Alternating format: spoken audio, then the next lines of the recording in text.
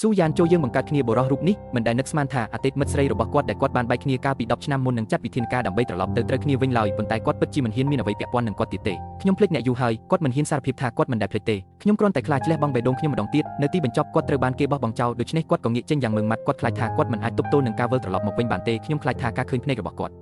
់នឹងធ្វើឲ្យខ្ញុំភ័យស្លន់ស្លោវាបង្ហាញថាវាទើបតែម្សិលមិញស៊ូឈីនបានបើកឡានរបស់នាងចូលទៅក្នុងផ្លូវរួមក្រំដីអំឡុងពេលមានភ្លៀងធ្លាក់ខ្លាំងដោយភ័យស្លន់ស្លោគាត់បានជន់ហ្គាសឡានក៏ឈប់ភ្លាមរថយន្តនេះហៀបនឹងលិចទៅក្នុងទឹកជំនន់ស៊ូឈីនបានព្យាយាមបញ្ឆេះឡានឡើងវិញយ៉ាងរហ័សប៉ុន្តែឡានមិនបានឆ្លើយតបទេសូម្បីតែបន្ទាប់ពីគាត់ចុចប៊ូតុងអស់រយៈពេលយូរក៏ដោយគ្រាន់តែគាត់ហៀបនឹងចុះពីឡានដើម្បីពិនិត្យមើលស្ថានភាពរថយន្តមួយគ្រឿងនៅពីក្រោយគាត់បានបុកចូលកាំងរថយន្តរបស់គាត់ផលប៉ះពាល់ដល់ធំសម្បើមទ្វាររថយន្តប្រវត្តិសាស្ត្រនេះខូចទ្រង់ទ្រាយយ៉ាងខ្លាំងច្រកចេញតែមួយគត់របស់គាត់ក៏ត្រូវបានរារាំងបន្តិចម្ដងផងដែរគ្រោះថ្នាក់ជាងនេះទៅទៀតនោះគឺរថយន្តកំពុងរអិលយឺតឆ្ពោះទៅរកទឹកជំនន់បង្អួចរថយន្តក៏ដំណើរការខុសប្រក្រតីហើយមិនបើកដែរទឹកស្អុយបាន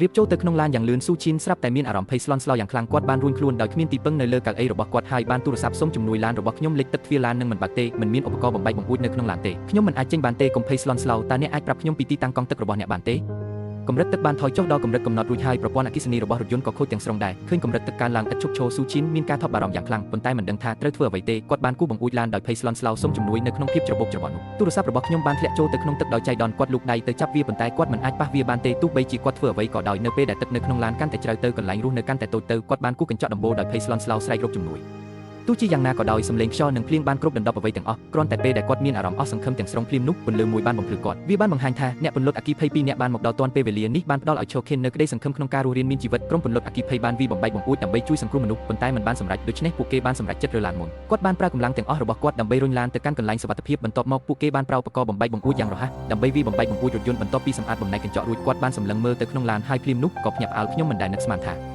ានកដែលជាប់នៅក្នុងឡាននោះពិតជាស្នេហាដំបូងរបស់ខ្ញុំគឺមីហ៊ុនដែលបានបោះបង់ចោលខ្ញុំកាលពី10ឆ្នាំមុននោះទេសុងយ៉ានពោពេញដោយការភ័យខ្លាចនិងការភ័យស្លន់ស្លោប៉ុន្តែគាត់នៅតែលូកដៃទៅរកឆូថេនស៊ូឈីននៅតែញ័រខ្លួនអបព្រះអង្គសង្គ្រោះរបស់នាងយ៉ាងណែនដោយមិននឹកស្មានដល់សុងយ៉ានបានប្រាប់គាត់ដោយត្រជាក់ឲ្យលែងស៊ូឈីនមិនបានស្ដាប់ទេផ្ទុយទៅវិញពួកគេបានអបគ្នាយ៉ាងណែនរួចក៏លែងគ្នាជីនវូបានបោះអ្នកមកទីនេះម្ដងទៀតដរាបណាគាត់និយាយចប់សុងយ៉ានពិតជាបានបោះឈូខិនចូលទៅក្នុងទឹកសម្លឹងមើលឈូខិនដែលសាមជោគដល់ឆ្អឹងសុងយ៉ានបានសុំឲ្យមិត្តរួមក្រុមរបស់នាងយកអាវធំមកឲ្យនាងបន្ទាប់មកគាត់បានស្ដីបន្ទោសឈូខិនដោយស្រែកដាក់នាងអំពីមូលហេតុដែលក្រុម Rainstone Red Team បានអូសនាងចេញនៅពេលដែលនាងមិននៅផ្ទះ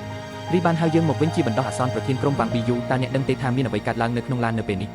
វាពិតជាគ្រោះថ្នាក់ណាស់ខ្ញុំនឹងជួយសង្គ្រោះសំបីតែឆ្កែដែលជាប់នៅក្នុងឡានក៏ដោយពាក្យសម្ដីរបស់សងយ៉ានបានពន្លត់ពន្លឺចុងក្រោយនៃក្តីសង្ឃឹមនៅក្នុងចិត្តរបស់ឈូថេនទោះជាយ៉ាងណាក៏ដោយអាវធំដែលគាត់កំពុងពាក់បានបញ្ឆេះក្តីសង្ឃឹមឡើងវិញនៅក្នុងចិត្តរបស់គាត់ដូច្នេះគាត់បានបោកគក់អាវធំដែលសងយ៉ានបានឲ្យគាត់កាលពីយប់មិញដោយប្រុងប្រយ័ត្នខ្ញុំមានគម្រោងយកវាទៅឲ្យគាត់នៅម្ខាងទៀតប្អូនស្រីរបស់សងយ៉ានបានដឹងថាឈូថេននឹងត្រឡប់មកវិញដើម្បីផ្សះផ្សាជាមួយបងប្រុសរបស់នាងបារម្ភថាបងប្រុសខ្ញុំនឹងរងរបួសម្ដងទៀតបន្ទាប់មកនាងបានគិតចង់ណែនាំមិត្តល្អបំផុតរបស់នាងឲ្យស្គាល់បងប្រុសរបស់នាងគឺលោកសងយ៉េងយ៉េងនៅពេលដែលគាត់បោះជំហានចូលទៅក្នុងផ្ទះប្អូនស្រីរបស់ខ្ញុំអន្ទះសាចង់ណែនាំពួកគេទាំងនេះជាមិត្តរួមថ្នាក់របស់ខ្ញុំនេះជាមន្ទីរពេទ្យនេះគឺជាយេស៊ីនេះគឺជាយាននេះជាប្អូនប្រុសរបស់ខ្ញុំហើយក្មេងស្រីជាច្រើនអ្នកបានស្វាគមន៍គាត់យ៉ាងកក់ក្ដៅសុងយ៉ានគ្រាន់តែឆ្លើយតបដោយពាក្យសួស្ដីរួចក៏ងាកចេញទៅកំពុងមើលរូបរាងចាក់ចេញរបស់សងយ៉ានមិត្តសម្លាញ់ទាំង3នាក់បានក្លាយជា Fangirls ភ្លាមមួយសន្ទុះក្រោយមកមនុស្សគ្រប់គ្នាបានប្រមូលផ្ដុំគ្នាញ៉ាំអាហារទោះជាយ៉ាងណាក៏ដោយភ្នែករបស់សុងយ៉ានត្រូវបានតាក់ទាញទៅរកក្មេងស្រីម្នាក់ដោយសារតែប្រវត្តិរូបរបស់គាត់មានលក្ខណៈស្រដៀងនឹងឈូថេនរឿងនេះបានធ្វើឲ្យសងយ៉ាននឹកឃើញដល់ឈូខេងភ្លាមភាពសោកសៅមួយផ្លែតបានផុសឡើងក្នុងចិត្តខ្ញុំដោយខ្ញុំមិនបានកត់សម្គាល់ពេលដឹងខ្លួនគាត់ក៏បង្កើតលេសយ៉ាងរហ័សគាត់បាននិយាយថាគាត់មានរឿងមួយដែលត្រូវធ្វើរួចក៏ចេញទៅមុនគេស៊ូឈីនបានដឹងថាសុងយ៉ានមិនបានមកធ្វើការថ្ងៃនេះទេដូច្នេះគាត់ក៏ទៅរកគាត់ភ្លាមពេលឃើញសុងយ៉ាននាងបានប្រគល់សម្លៀកបំពាក់ដែលបោករួចទៅឲ្យគាត់លោកក៏បានថ្លែងអំណរគុណដល់គាត់ចំពោះអ្វីដែលបានកើតឡើងកាលពីម្សិលមិញផងដែរទោះជាយ៉ាងណាក៏ដោយសុងយ៉ានបាននិយាយដោយអន្ទះសារថាគូអ្នកមកទីនេះដើម្បីនិយាយអំពីរឿងនេះមែនទេឈឺធានមកក្បាលអរគុណតើខ្ញុំគួរអរគុណអ្នកដោយរបៀបណាតើអ្នកចង់អរគុណខ្ញុំដោយរបៀបណា